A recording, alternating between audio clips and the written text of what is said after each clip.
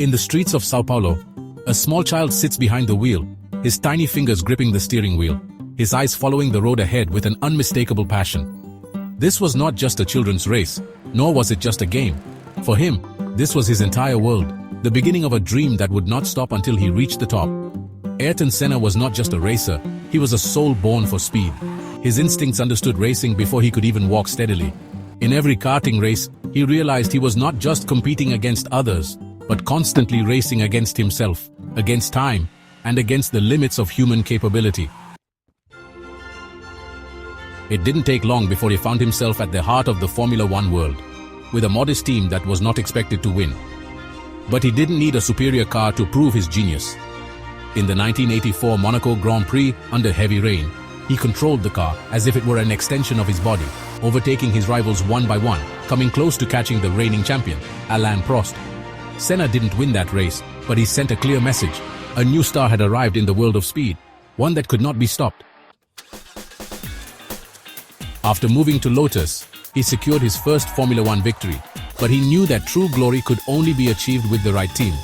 In 1988, he joined McLaren, marking the beginning of the most crucial chapter in his journey.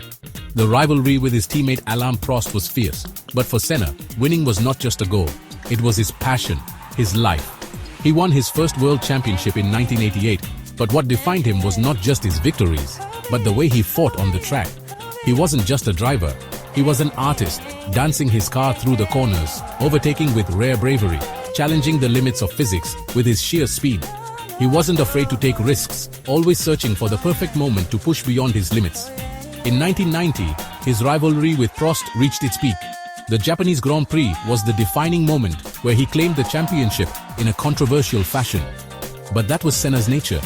He was not someone who accepted defeat easily, nor did he back down when he saw an opportunity to win. He returned to win the championship again in 1991, becoming a three-time world champion. Yet, he knew the battle was far from over. Perhaps his greatest race was not one that won him a championship, but rather the 1993 European Grand Prix, where he drove an underpowered car against superior machines, but made up for it with his unparalleled talent. On the first lap, amidst pouring rain, he overtook 5 cars within moments, a scene regarded as one of the greatest individual performances in Formula One history. It wasn't just skill, it was inspiration. It was as if the rain had no effect on him, as if the track had been designed for him alone. That race was a testament to his genius, to his abilities that could never be replicated, to his speed that was not just about the car, but about something deep within him. On May 1, 1994, at the Imola circuit, the race started like any other, but the ending was different. At the 7th corner, his car lost control and crashed into the barrier at immense speed.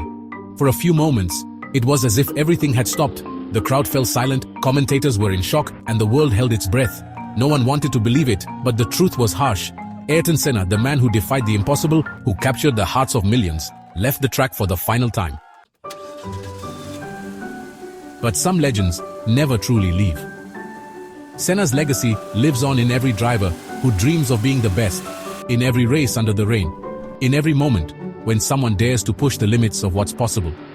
He wasn't just a sporting champion. He was a symbol of passion, determination, and an unbreakable spirit. Even after his passing, his voice still echoes in the world of racing, his memory remains alive in the hearts of his fans, and his spirit continues to roam the circuits. Where speed never stops, and where legends never truly die.